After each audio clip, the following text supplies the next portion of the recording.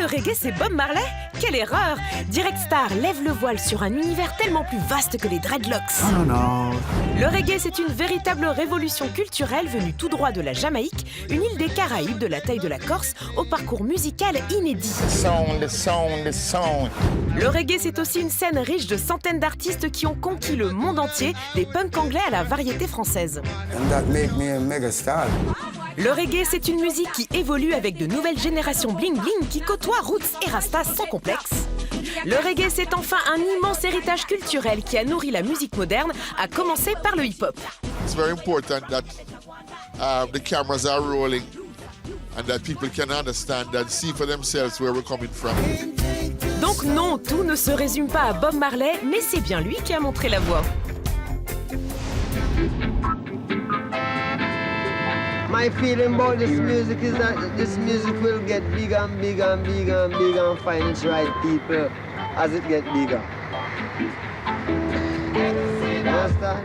It shall grow. There's no end to this music, bro. This music you're going to put it up in your house, a placard, as one of the vehicles that help to free the people from this chain and bondage of oppression.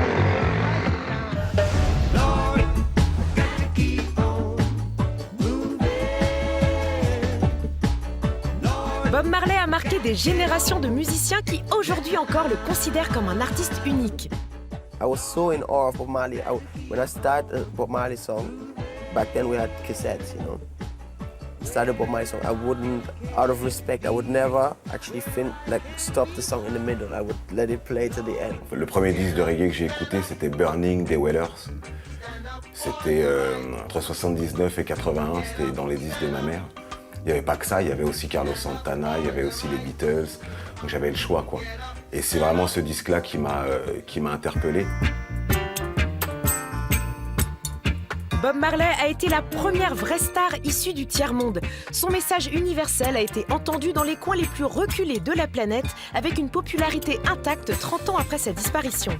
Manu Chao m'a dit un jour un truc fabuleux, il m'a dit écoute, c'est simple, hein, tu veux aller dans le coin le plus dangereux du monde, t'as pas besoin d'une armure, t'as pas besoin d'un gilet pare-balles. Le meilleur gilet pare-balles que tu peux avoir, c'est un t-shirt avec la tête de Bob Marley dessus. Bob Marley, c'est pas seulement un artiste de reggae, c'est comme Bob Dylan, c'est comme Eminem, c'est comme les Beatles, c'est un artiste, c'est peut-être même encore plus que tous ces artistes-là. C'est quelqu'un qui, au fin fond du désert, en Afrique, ou en Inde, où qu'on aille dans le monde, va être connu et reconnu comme un auteur de chansons et un prophète.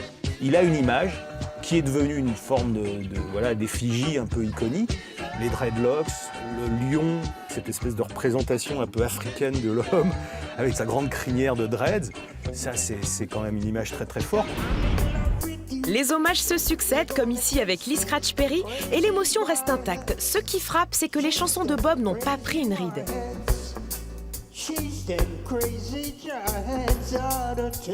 Il y avait cet artiste et ce disque en particulier qui s'appelle Catch Fire, qui m'a beaucoup intrigué à l'époque.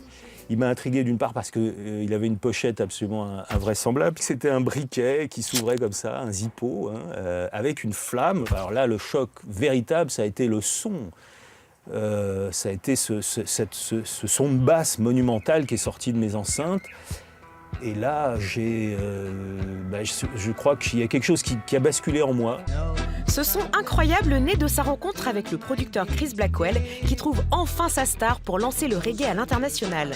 Il a eu l'idée géniale, quand il a sorti Bob Marley sur son label Island Records, quand il a sorti l'album Catch Fire, de remixer l'album pour rajouter une couleur un peu psychédélique, un peu psyché-rock, avec des guitares, des échos, des effets, quelque chose qui a fait que ce disque, qui était un disque sublime de reggae authentique, est devenu un album beaucoup plus métissé.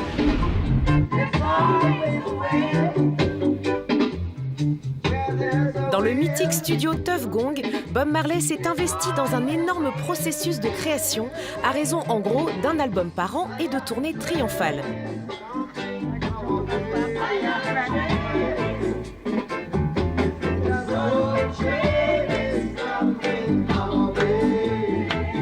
Bob sur scène, c'était la grande célébration.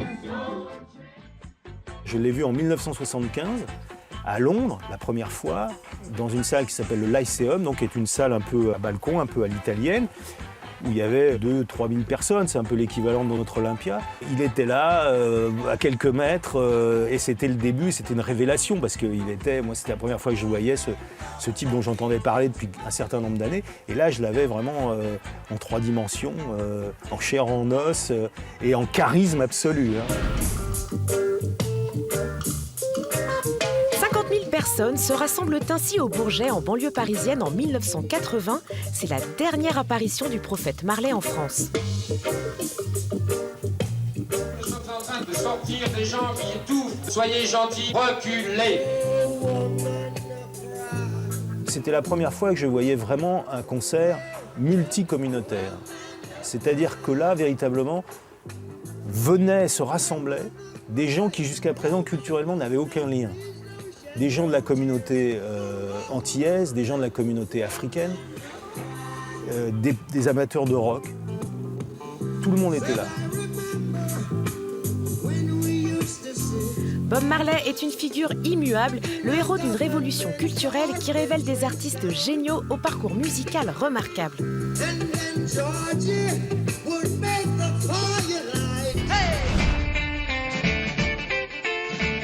Le reggae est né des autres musiques.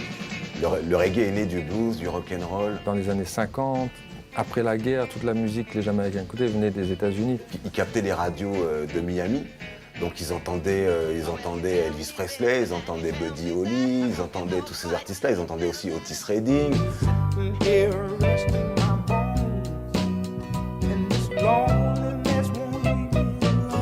We used to really listen to the United States music, people that do R&B.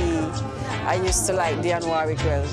I did a couple of songs, Long Day Short Night, Are You There to Another Girl, and I also liked Aretha Franklin, and I also liked Patti LaBelle, and then you had Diana Ross, and then you had Gladys Knight and the Pips. We used to rehearse these tracks and sing with the backup, without backup singers, so that's how we were brought up musically. Le géant voisin américain s'impose, mais il stimule aussi la créativité jamaïcaine. It was a lot of competition because in those days you have funky and soul, you know, so Jamaican music, you know, we have to sing up to get to them because America was dominating the scene, you know, with all, you know, funky, ain't no funky, you know, and all. Get up and do it. Do it, do it. Come on now. Our music don't just come from the rhythm and blues alone, because we have our own culture. Now we have the mentor in Jamaica, the mentor music. Non pas le calypso comme certains le croient, le calypso c'est l'île d'à côté, c'est Trinidad. Le mento c'est vraiment la Jamaïque. Le mento émerge dans les zones rurales et va se métamorphoser en ska, toujours sous haute influence américaine. We used to listen to a lot of Fats Domino, Louis Armstrong, Fats Waller. He's from way back, and you know, we were exposed to New Orleans music. Roscoe Garden, he's a guy who actually influenced Jamaican music with the upbeat. Ain't no more dogging, no more fooling around. That's where we get the ska from. On n'en est pas encore au reggae, mais déjà, le ska est une petite révolution dans le monde de la musique. Ska, ska, ska. Jamaican ska. The blues is like dunga dunga dinga dinga dinga dinga dung. And out of that, you can hear the ska now. You know? La frénésie du ska s'adoucit au milieu des années 60 avec le rocksteady, la nouvelle soul locale. Ces chansons de Lover vont vite être balayées par la déferlante reggae, un son reconnaissable entre mille. Le reggae, c'est avant tout une rythmique, une espèce de contretemps, le tch-tch-tch qui est caractéristique. C'est cette vibration, cette guitare rythmique, ce feeling très particulier qui vient de la Jamaïque. La base du reggae, c'est le Nyabinghi, c'est le rythme pom pom pom pom. Le rythme de la percussion Nyabinghi, c'est le rythme du cœur. Tutu, tutu. It's heartbeat. That's the foundation of reggae. Jamaica is a remarkable place because it's such a small island. and it's making so much noise. Très petit territoire, de la taille de la Corse, population assez réduite, de 2 à 3 millions d'habitants, mais alors une densité de talents au mètre carré absolument hallucinante. The sound, yeah, that's in Jamaica. You got that sound. On parle d'un pays où il fait 35 degrés de moyenne à l'année, les gens vivent beaucoup dehors, donc il y a une culture où à la plage, tu peux trouver des cornets, des enceintes de son système de 2 mètres de haut, posées dans le sable sur toutes les plages le dimanche. Et donc tu as cette culture de la musique dehors. C'est des façons de répondre la musique jusque dans les coins les plus reculés de la Jamaïque, et aussi de dire des choses, de parler de la vie de la cité, et même de parler un peu de politique. Les sound systems vont avoir une popularité monumentale, c'est-à-dire qu'à un certain moment, les petits périmètres, les petits arrière-cours vont plus suffire et ils vont installer ça dans des terrains vagues. La musique est cruciale en Jamaïque. Les sound systems créent du lien social dans les ghettos depuis plus de 50 ans, un contexte unique. Le reggae sort d'un périmètre, d'un quartier très réduit qui s'appelle Trenchtown, qui est situé à l'ouest de Kingston et qui est en fait là où s'agglutinait des populations qui avaient subi l'exode rural pour des raisons purement économiques. D'importants gisements de bauxite, le minerai d'aluminium, sont découverts en Jamaïque dans les années 40. L'île paradisiaque voit donc se développer autour de la capitale Kingston des ghettos où s'entassent les populations rurales expropriées de leurs terres. C'est là où s'installent aussi les Rastas, certains camps Rastas, dont Bako Wall. Donc c'est là où prospère finalement la contre-culture jamaïcaine. We all were born at the tree, the root of the tree of poverty.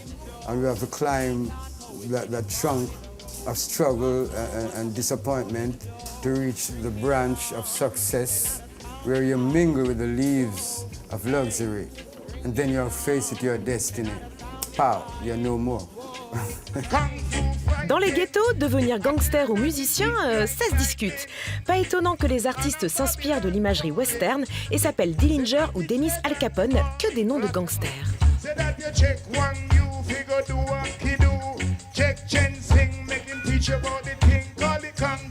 We live in the ghetto, we talk it. You know, and Mr. Dan always sit with that. We make good compositions, sensible, not just catchy. L'esprit du ghetto et l'ambiance des sound systems donnent ainsi une couleur particulière à la production jamaïcaine. C'est très palpable dans des films cultes comme Rockers ou The Harder They Come, qui renseignent bien sur l'exception jamaïcaine avec un casting d'artistes exceptionnel.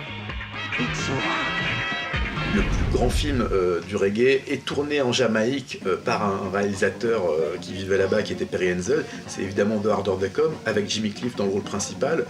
Film historique, film qui a été très dur à tourner et qui raconte l'histoire de Ivanhoe, cette espèce de bandit génial qui est aussi chanteur, un peu un Robin des Bois jamaïcain, et puis qui dans le film montre aussi des personnages importants du reggae, le producteur Leslie Kong, plein d'autres chanteurs et groupes. C'est un film absolument superbe et qui, presque 40 ans après, n'a pas pris une ride.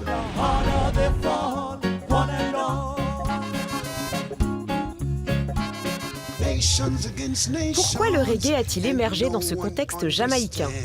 Nos manuels d'histoire ont la réponse, le commerce triangulaire. We are slaves that was taken from Africa to the Caribbean. The ones that are regarded as being pacifist, they were taken to the mainland of America, and the rebels were left in Jamaica to fend for ourselves, and we survived.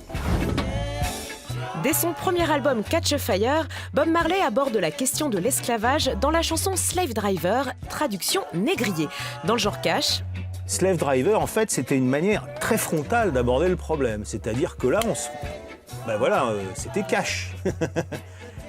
Et c'était une manière aussi de tomber le masque. C'est-à-dire que voilà, quand Bob Marley dit « à chaque fois que j'entends le son du fouet, mon sang se glace », quand il dit ça, il ne parle pas que pour lui-même. Il parle pour les ancêtres.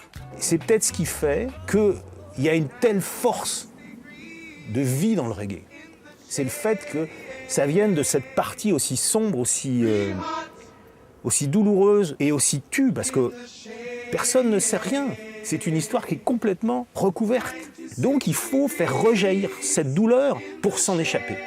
C'est ça le principe du reggae. Leaders of the world, take a look at yourselves. Too much selfish emotions. Et de ces ténèbres-là sont sorties cette lumière-là. Et je pense que c'est d'abord sorti une rédemption pour le peuple noir, mais aussi qui, par là même, doit concerner toute l'humanité ensuite. Love is the power, you know. I think that everything have to go back to love. Love is the ultimate. Après 4 siècles de domination espagnole puis anglaise, l'indépendance de la Jamaïque marque les esprits en 1962. La culture rebelle anticoloniale est clairement une base fondamentale du reggae. Le reggae est pratiquement né après le départ des Anglais, après le gain de l'indépendance de la Jamaïque. Donc c'était une façon de leur dire « allez vous faire foutre, quoi ». On a notre truc, on n'a plus besoin de vous, on a notre culture, on a notre musique. We have our own religion, our own music, our own culture, our own language, so that makes us stand out, you know. You sheltered me from storm. L'âge d'or du reggae correspond aux années Marley, mais il ne faut surtout pas zapper les pionniers, les premiers héros. Ken Boothe est un des derniers survivants de la première génération d'artistes jamaïcains. Son tube Everything I Own est un classique du genre et c'est sur le territoire anglais qu'il a véritablement percé.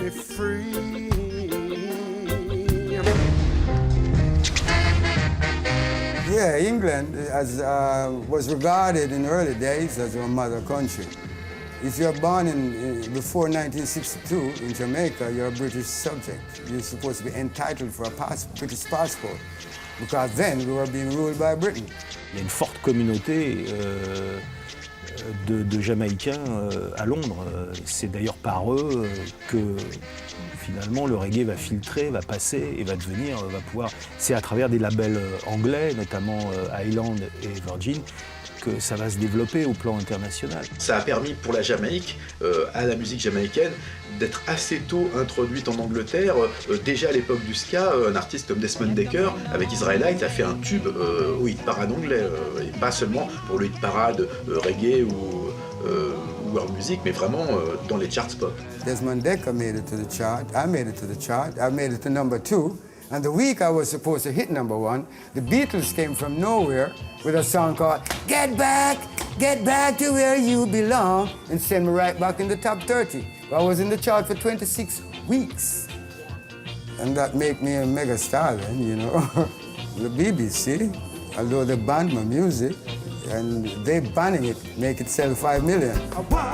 Ce n'est pourtant pas avec la chanson érotique Ebony Wet Dream que Max Romeo marquera les mémoires, mais bien avec Warina Babylon qui en fait définitivement un des premiers héros du reggae. Ah ouais, Max Romeo qui a fait Warina Babylon, qui est un des plus sublimes albums de reggae de tous les temps. C'est un disque qui est un classique et qui, depuis qu'il a été fait, se vend à des dizaines de milliers d'exemplaires tous les ans. Put on a iron shirt and chase Satan out of earth. Max Romeo, toute scène de Metals, toute une vague d'artistes subjugue littéralement la presse musicale de l'époque qui ne tarde pas à aller voir sur place en Jamaïque.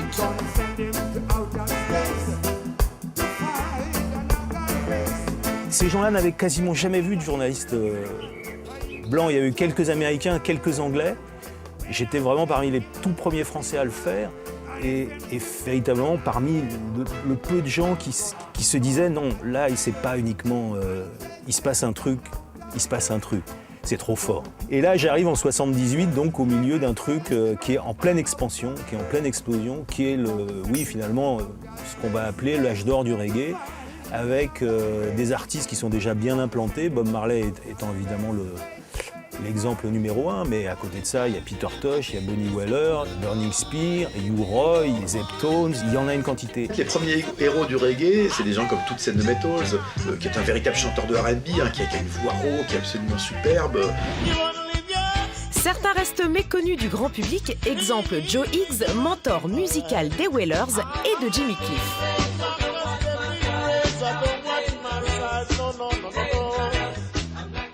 Cette musique, c'était vraiment une musique de puriste. C'était pas Acheter des disques de reggae n'était pas à la portée de tout le monde. Il fallait se déplacer, il fallait aller en Angleterre, il fallait commander des disques aux États-Unis.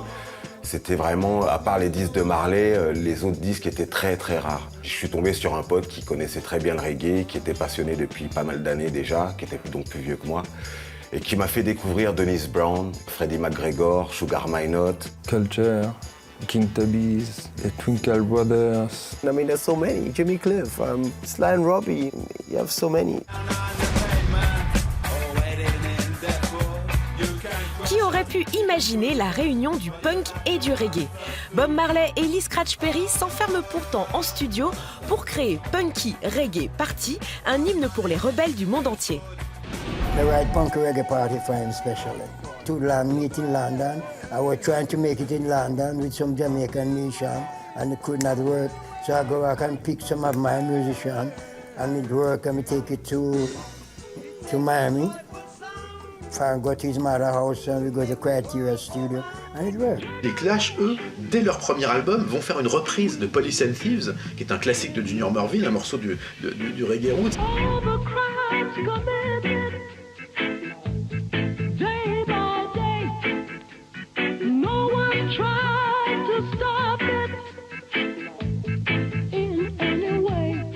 Les Clash, j'adorais la version de Police and Thieves, je la trouvais terrible.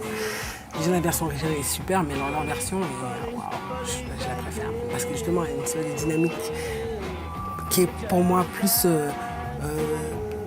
moi je dis punk, mais ska quoi, dans l'esprit de la musique. Touché par la reprise de The Clash, le producteur d'origine, Lee Scratch Perry, encore lui, rejoint ensuite le groupe anglais dans un studio londonien pour ce qui est considéré comme un de leurs titres les plus forts, Complete Control. La connexion avec les punks, elle est tout à fait normale parce que les punks ont reconnu leurs grands frères dans la résistance. They were really outcasts, in the whole music and the society, and so they started building this solidarity. Certains Anglais biberonnés au reggae vintage en font une version modernisée boostée par l'énergie punk. C'est le two-tone de The Selecter, de Specials ou encore Madness, dont le nom vient d'un tube du Jamaïcain Prince Buster, Madness is Gladness. Punk et reggae, une grande histoire d'amour.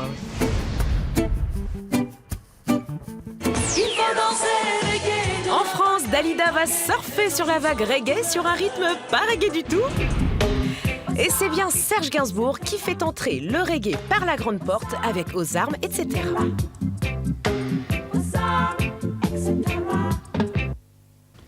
Serge Gainsbourg, la Marseillaise en reggae, c'est pas un peu de la provocation? Je pense pas. Je pense que le reggae, c'est une musique révolutionnaire. La Marseillaise est un chant révolutionnaire. Bon, qu'on danse dessus, on dansait bien sur la Carmagnole. Dansons la Carmagnole, vive le son du canon. On dansera sur la Marseillaise. La controverse autour de la Marseillaise booste les ventes, 1 million d'exemplaires en 1979. Gainsbourg est le premier artiste européen blanc à débarquer en Jamaïque pour enregistrer avec la fine fleur du reggae qui l'invite dans la foulée sur sa tournée. Entendez-vous dans les campagnes mugir ces féroces. Je trouve que c'est un artiste qui a aussi, lui, emmené son grain de sel dans cette musique. Cet album a probablement eu un impact très fort dans la visibilité et la compréhension que le public français a eu du reggae par Gainsbourg, qui est arrivé avec un très beau projet qui a été très novateur à l'époque. Le public français se retrouve sur les grands rendez-vous, la preuve avec le Garance Reggae Festival, 20e édition, 35 000 spectateurs, ambiance détendue, familiale même, 100% good vibes. C'est simple, on compte une dizaine de gros festivals de reggae dans toute l'Europe. Le reggae, c'est une des musiques où il y a le plus de vibrations et de communion entre les artistes et le public, quoi. On a des gens qui viennent d'Italie, beaucoup de Suisse, Allemagne, Angleterre, Belgique. Entre prestations rarissimes comme ici Midnight ou légendaires comme dit Abyssinians ou Jimmy Cliff, le festival assoit une programmation qui donne une idée plus précise du public européen. Nous, notre base, c'est beaucoup roots, parce que pour moi, ce qui fonctionne le mieux avec le public, etc. Et puis, il y a un peu de dancehall, il y a un peu de new roots. Enfin, on a essayé, en ayant une ligne plutôt roots, d'apporter quand même des nouveautés, des chanteurs qui sont jamais venus ou des groupes qui sont jamais venus. Le festival se fait plaisir en rendant hommage au producteur Sir Coxsone Dodd, fondateur de Studio One, qui fut créé en 1962, année de l'indépendance et début de l'industrie musicale jamaïcaine. C'est le premier studio, le premier label qui a fait du reggae en Jamaïque, et il y a tous les gens qui ont fait le reggae, quoi. Et pendant ce temps-là, ça vibre plus que jamais sur la scène française. On va parler d'un groupe qui s'appelle Danakil, qui fonctionne très bien, qui a rempli un Zénith l'année dernière, cette année même, qui a rempli l'Olympia l'année dernière. Donc c'est vrai que le reggae en France est assez dynamique. Il y a eu aussi une période où en France, il y a eu une grosse résurgence du reggae, notamment à travers des artistes français. L'époque des Pierre-Paul Jacques, Six Emilia, même Trio à une époque, qui donne une version française du reggae, qui fait que c'est une musique qui vit et qui reste dans l'actualité et pas uniquement dans la nostalgie de Bob Marley. Depuis l'incursion de Serge Gainsbourg en 1979, nombreux sont les artistes à avoir enregistré en Jamaïque, comme ici Pierre-Paul Jacques, mais également Princesse Erika ou Nutty. Sous la bannière du ciel, je veux découvrir qui je suis. I don't think he should, or he does feel that he's a French guy singing reggae. I think he should feel that he's a reggae artist. Pour le son du reggae, la Jamaïque est le meilleur endroit pour enregistrer. Parce qu'il y a un son spécial. Je pourrais pas vous dire pourquoi ni comment. Sound. Il y a une façon très précise de jouer de la guitare, une façon très précise d'enregistrer les batteries. Le son reggae a ainsi nourri toute une frange de la scène française, de la chanson au punk, avec une constante priorité à la scène. On pense à Baobab, Mr Gang, K2 Riddim et bien d'autres. Côté dancehall, le ragamuffin émerge avec le développement de la culture sound system. Moi, je me rappelle, par exemple, dans les années 87-88, à l'époque, juste avant Trop de Blabla, il y avait quand même une petite scène reggae qui existait avec Pablo Master, General Murphy, Mikey Mossman, Daddy Yod, Nutty qui commençait, Raga Dog Force, tout ça. Pur hasard, une partie de cette scène s'est étonnamment donné rendez-vous dans les bacs en 2011 avec Princesse Erika, Raga Sonic et Nutty. Tous gardent en tête l'effervescence du raga des années 90, un délire musical inédit en France à qui le rap sert clairement de tremplin. C'est la génération du gros son et du flow.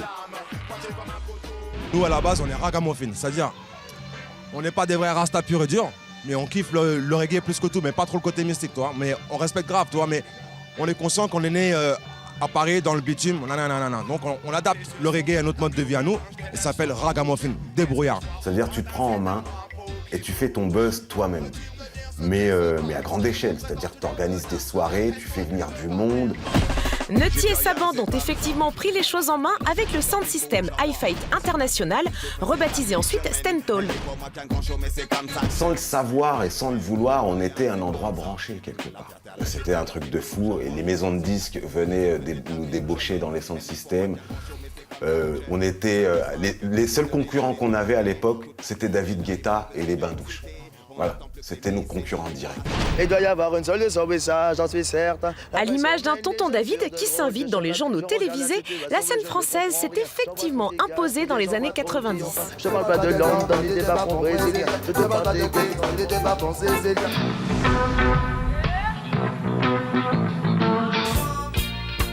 Le reggae est même devenu une scène mondiale car il a le don de s'adapter partout. Exemple de Police, premier groupe de rock blanc à complètement intégrer le reggae dans des mélodies au final très pop. En Angleterre, à peu près au même moment, il y a quelqu'un qui s'appelle Boy George, dans un groupe qui s'appelle Culture Club, qui va faire du reggae une forme très pop, quelque chose de pareil, de radiophonique. Le monde se met en mode reggae. UB40 reprend même avec succès des morceaux jamaïcains. C'est le reggae prolo version Birmingham.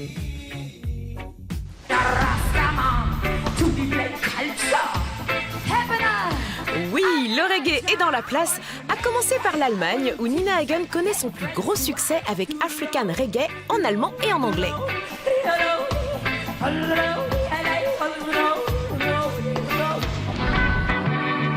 Aux États-Unis, Stevie Wonder fait plus qu'inviter Bob Marley en première partie de sa tournée. Il sort en 1980 Master Blaster, si ça c'est pas du reggae.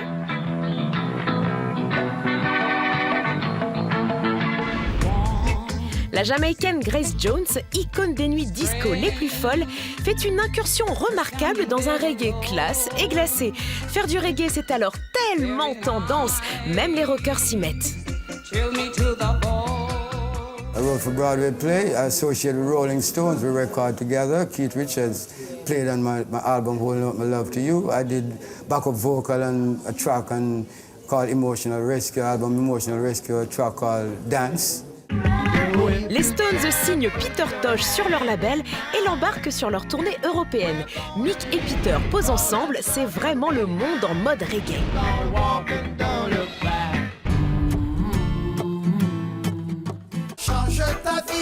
Passé l'effet de mode, le reggae s'est implanté durablement, notamment sur le continent africain. Ils défendent un reggae un peu différent, qui est aussi empreint de leur culture, de balafon, d'instruments traditionnels, de kora, tant par sa structure musicale que par la revendication. Ces artistes ont pour le coup des choses à dire, vivent dans des contextes politico-sociaux beaucoup plus tendus que les groupes de reggae français par exemple. Populaire dans son pays et dans le monde entier, le regretté Lucky Dube émerge par exemple dans l'Afrique du Sud de l'apartheid. Alpha et Titian d'ailleurs, on peut revenir sur cet exemple, ont très bien marché parce qu'ils ont toujours eu un reggae très politisé, ils ont toujours un reggae très proche de l'actualité de ce qui se fait dans leur pays et finalement ils ne sont pas du tout transparents dans les médias locaux. Alpha Blondy et Tikenja Fakoly sont même très impliqués en Côte d'Ivoire, au point parfois d'être interdits de territoire dans leur propre pays. Là encore, le reggae embrasse une autre réalité sociale et politique, tel un caméléon, il s'acclimate partout. Quand j'arrive dans un pays, je veux acheter le reggae local. J'ai du reggae d'Argentine, j'ai du reggae du Brésil, j'ai du reggae espagnol, j'ai du reggae d'Australie. Alpha Blondy doit avoir une sacrée collection, car en effet, le reggae est partout. Exemple avec Groundation, qui démontre que le renouveau du son roots passe aussi par la Californie. J'entends Alborosi, ok, il fait du reggae, ok. Quand tu entends sa voix, tu imagines un gros noir derrière, ok. Non, pas du tout, nanana. Tu écoutes Gentleman, tu dis, ah, c'est vraiment un vrai Jamaïcain, ça. Tu vas t'imaginer un gros nègre avec comme les dreadlocks. Non, non, non. Le reggae est devenu cette langue. Quand tu entends quelqu'un, tu t'en fous dans quelle langue il va parler, tu arrives. Germans generally really like reggae. It's like it's in them. I mean, reggae acts top the charts. Les Allemands ont plusieurs formations maison, notamment Gentleman et Sid, avec ici le projet solo de Peter Fox, le chanteur de Sid avec 3 E. You had a few real good sound systems in Germany that basically considered it as their mission. Patrice est issu de cette même scène allemande, mais il a vu du pays avec quelques séjours prolongés en Jamaïque. But I'm not trying to do, what people used to do, just worse, You can't get better than Bob or, Peter Tosh or Burning Spear or whatever. I'm trying to basically continue that, what would Bob Marley have done if he was still alive today? Du côté de Londres, on peut saluer l'arrivée de Holly Cook, fille du Sex Pistol Paul Cook, mais pas vraiment dans l'héritage punk. La jeune génération anglaise a grandi au son du reggae, exemple avec Natty. I was first introduced to reggae music by my mother when I was very, very, very young, and it stuck with me ever since. I believe that there's a natural mystic in reggae music, where the people can't help but feel uplifted. So no matter what different styles of music or types of music that I might write or listen to, I always go back to reggae music, at least for a majority of my inspiration. I can't help it. Yeah, I just love it. It's in my bones. Et comme Patrice, Natty fait face à un dilemme, avancer roots, tout en laissant les plates-bandes de Bob et consorts tranquilles.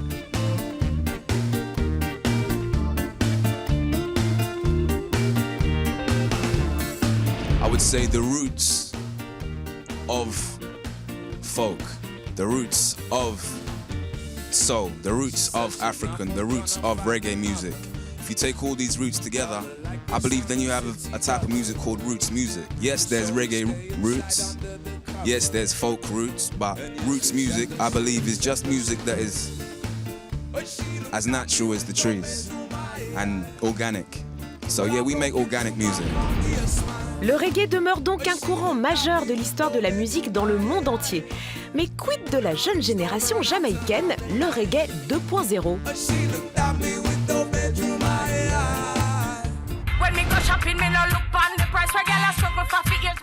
La Jamaïque d'aujourd'hui, c'est ça. Une frénésie, une débauche et un énorme défouloir. C'est le reggae 2.0, la génération dancehall.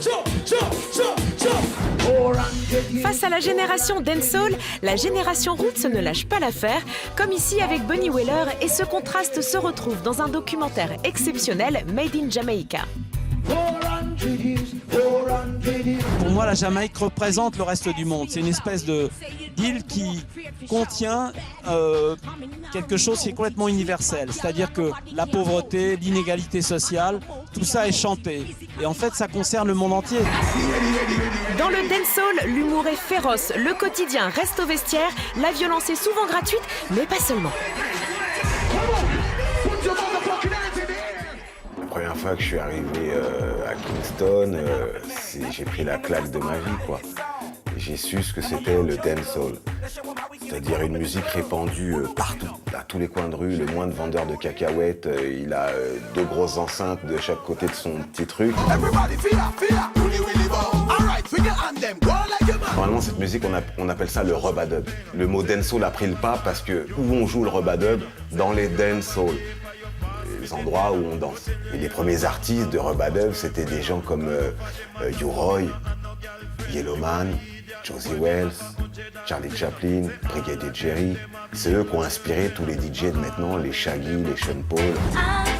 Sean Paul a décroché le pactole dancehall avec une stratégie à la Guetta avant Guetta, avec figurante sexy et featuring en pagaille. C'est la star des années 2000 de la Jamaïque, tout comme Shakademus and Pliers ont marqué les années 90, avec là aussi une fructueuse association chanteur et DJ. On revient à un truc plus électronique, plus inspiré en fait par le hip-hop américain. Television, news media, MTV, hip-hop, pop culture, really embraced by that, and so the music reflects that. I think modern reggae is pretty much R&B with patois on it, you know? It's like, it's not necessarily, of course there's a different approach to the programming, but it's close to what hip-hop is in a way. Les stars du dancehall ont évolué vers un univers plus ancré dans la société de consommation, clairement plus gangsta et outrancier dans le propos. Ah, plus bling bling tu meurs ou tu sors? Ah bah tu sors. You know, I like dancehall music for the fact that it is right now. It's always what's going on right now.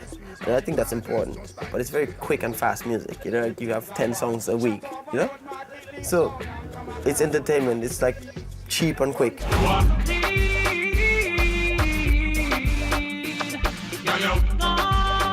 Le dancehall, c'est la musique des jeunes. Le papa est rasta et le fiston va dans les dancehall. When you go to Jamaica and you actually live amongst the whole thing, when you actually go to a dance and hear King Jammy's play or hear Stone Love, you get a different feeling. The music, well, you must have changes in it because there are different generations, so you must have changes. Even in the 80s, 83 when I produced Slang Tang, under my Slang Tang, that was a major change for the music. That's what brought it to the computer era. Le slang tang est une séquence composée uniquement au clavier qui évite d'avoir à payer des musiciens. C'est plus rapide, plus économique et ça donne le dancehall digital. Les instrumentaux sont ensuite repris et adaptés à l'infini, rien ne se perd. Le slang tang atteint des records dans le genre avec quelques 180 versions différentes. Côté message, le spirituel One Love fait place au slackness, des chansons paillardes, puis aux gun songs, des chansons ancrées dans le ghetto. Bob Marley a chanté le ghetto pendant 2 années, mais en fustigeant, en voulant s'en sortir, aujourd'hui on a quand même toute une nouvelle génération d'artistes qui chantent le ghetto dans une manière de le glorifier un peu différente. On a commencé à plus vanter les exploits des gangs, plus que la spiritualité. On aurait du mal, si on met à côté un classique de Bob Marley et un morceau de reggae digital, dancehall de maintenant, à comprendre que c'est la même musique. Pourtant, c'est l'évolution du reggae.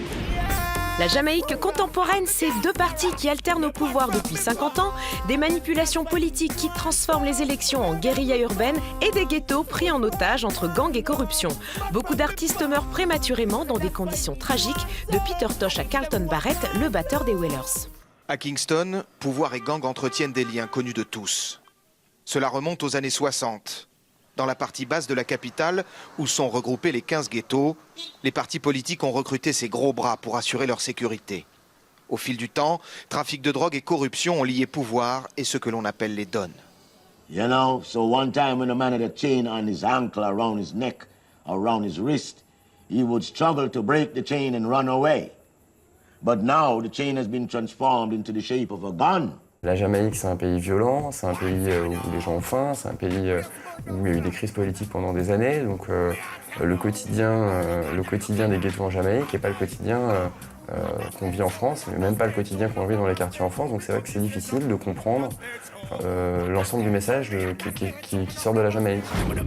16% des gens sous le seuil de pauvreté, 20% d'illettrés, la Jamaïque n'est pas toujours en phase et ce fossé devient criant quand on aborde la question de l'homophobie. Illégale chez nous, parfois encouragée là-bas. La Jamaïque s'inscrit toujours dans un cadre légal et religieux hérité de l'Angleterre coloniale, du moins sur la sexualité. C'est le pays au monde où il y a le plus d'églises et de chapelles, ça c'est une réalité. C'est un pays très religieux, très chrétien. Donc oui, ça a forcément un impact dans la vision puritaine, on va dire, qu'ont les Rastas et les Jamaïcains des choses. Et ça a donné parfois des paroles de chansons extrêmement choquantes ici, parce que c'est vrai que quand quelqu'un comme Buju Banton dit je mets un pneu autour du PD, j'allume et je le mets en flamme, il y a des morceaux qui sont vraiment très très très durs. Shabba Ranks a été le premier à signer dans une major américaine, a été le premier à se faire lourder quand ils ont compris l'ampleur de ce que Shabba avait dire, l'ampleur du message. L'image de l'hétéro macho triomphant a encore de beaux jours devant elle dans un pays où les gays servent tragiquement de bouc émissaire. Suite aux nombreuses annulations de concerts et aux poursuites entamées dans les années 90, certains ont supprimé les chansons incriminées de leur show, d'autres se sont amendés, bref, ça avance. Il y a des artistes dans le dancehall aussi, comme Capleton, qui ont aussi des lyrics, des paroles et des chansons qui sont très très conscientes et qui sont complètement dans le mouvement Rasta qui a été commencé par eux, quoi. Et la doctrine Rasta, c'est toute une histoire.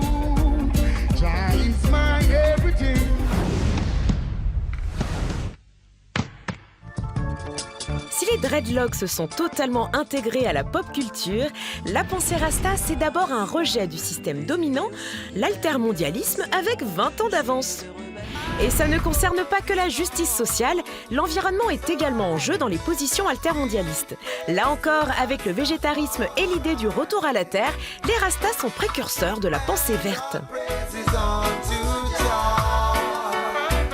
It's good to see you have more fish-eating people, you know, more vegetarian-eating people, more people who taking more sugar out of juice doing this and going more towards a healthy kind of style of living because it just makes sense. It's a no-brainer, you know. Une religion est née, le rastafarisme. Elle compte aujourd'hui plusieurs milliers d'adeptes qui vivent dans la forêt et rêvent d'un retour en Afrique. Jean-Christophe Clément, Daniel Quérin et Luc de Saint-Cernin.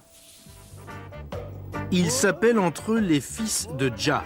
Ce dieu noir a une incarnation terrestre, feu l'empereur d'Éthiopie Haïlé Sélassié, couronné en 1930.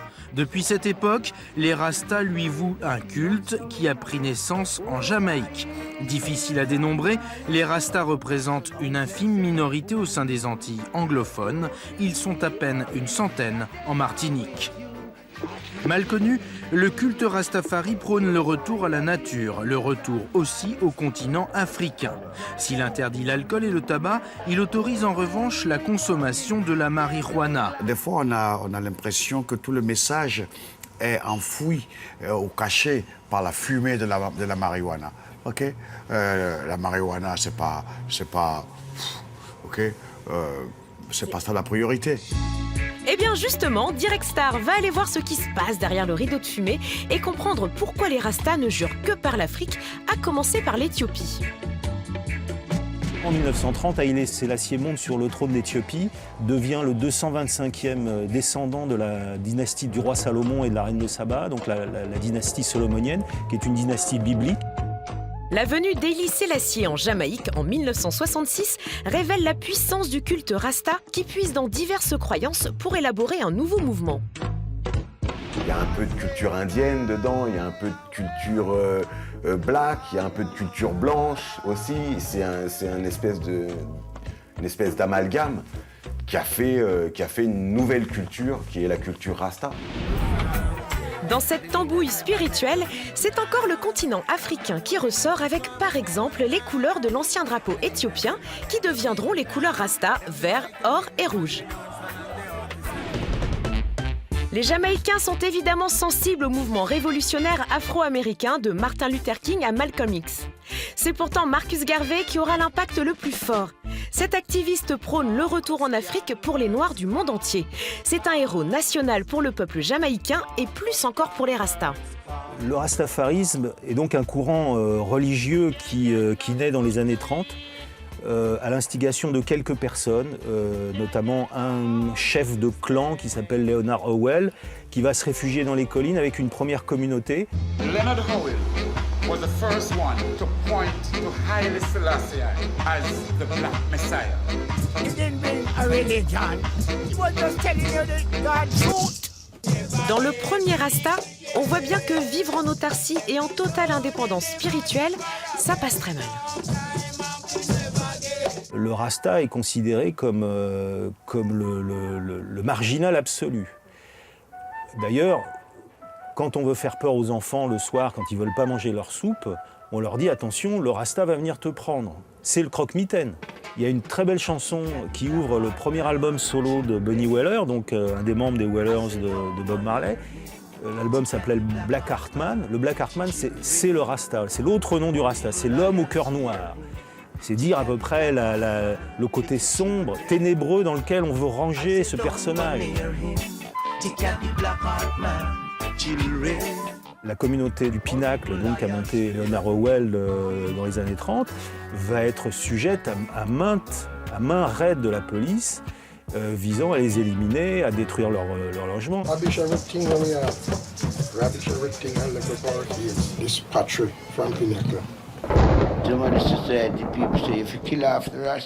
On va les déplacer, on va les mettre dans une partie de Kingston, dans le ghetto qui s'appelle Backo Wall, et ce ghetto sera amené à être rasé dans les années 50. Dans la Jamaïque de l'époque, on persécute les Rastas, on leur coupe les dreads, mais ils s'accrochent et opposent aux autorités un mysticisme inébranlable. Joy is my rider. Joy is my driver. Joy is the wheel, what spin, the wheel, what spin. As Pablo Moses says in Holding On to Jah, it doesn't matter if they push Rasta into the bush, we're still not going to trim our beard and our locks, and we're going to be cooking our ital stew and reading our Bible and teaching our children. So if society wants to throw us into the gutter, in the gutter we're going to live, you know? Rasta doctrine is about peace, love and unity. We don't like wars, we don't fight wars, you know. We deal with love and eat love. Certains artistes comme Peter Tosh ont épousé la cause et propagé le One Love au péril de leur vie. Le culte Rasta a insufflé un esprit de résistance au reggae. Quand on regarde les premiers disques des Wellers, ils n'étaient pas du tout Rasta. Voilà, ils avaient tous les cheveux courts et ils dansaient le ska. Voilà, c'était des petits gars, quoi. Ils sont devenus Rasta par la suite. When I was about 17 years old, I used to be very friendly with a Rastaman, an older elderly Rastaman, who helped me to understand a lot of things. Not just about Rastafari thinking, but about life in general. En fait, c'est pas une musique qui a été récupérée par les Rastas, c'est les mecs qui faisaient cette musique qui sont devenus Rastas par la suite. Comme disait Bob Marley, il ne voit pas d'autres machines plus puissantes que le reggae pour diffuser ce message de rédemption. Les survivants de la première génération reggae restent fidèles au One Love et à l'esprit rebelle propre au reggae. Le reggae laisse un trésor culturel immense. Le flambeau est brillamment repris dans les années 2000 par des artistes New Roots comme Junior Kelly, Tarrus Riley ou Queen Africa.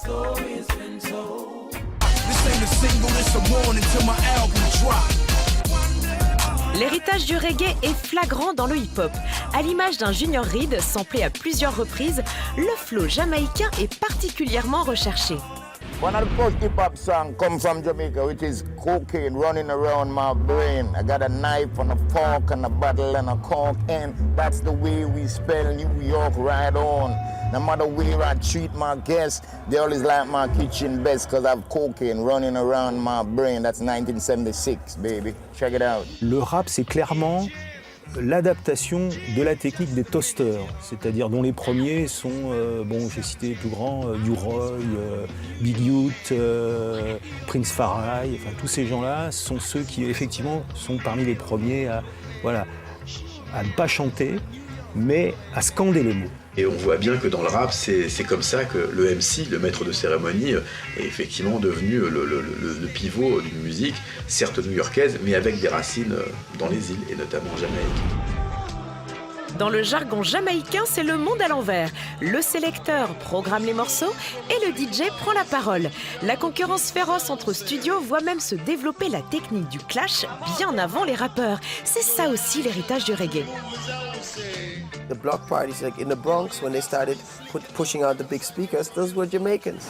Le hip-hop a été créé par les Jamaïcains. Un des premiers DJ de hip-hop qui s'appelait Cool DJ Earl, en 78-79, à la base, il jouait du reggae. Il a commencé à jouer des breakbeats, à réenregistrer des beats de James Brown, de Curtis Mayfield, de Marvin Gaye.